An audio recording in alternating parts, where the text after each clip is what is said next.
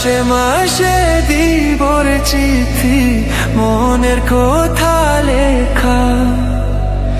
এই কথা দিন থাই করে মইনা, বুকরে পাশান বাইন্ধা।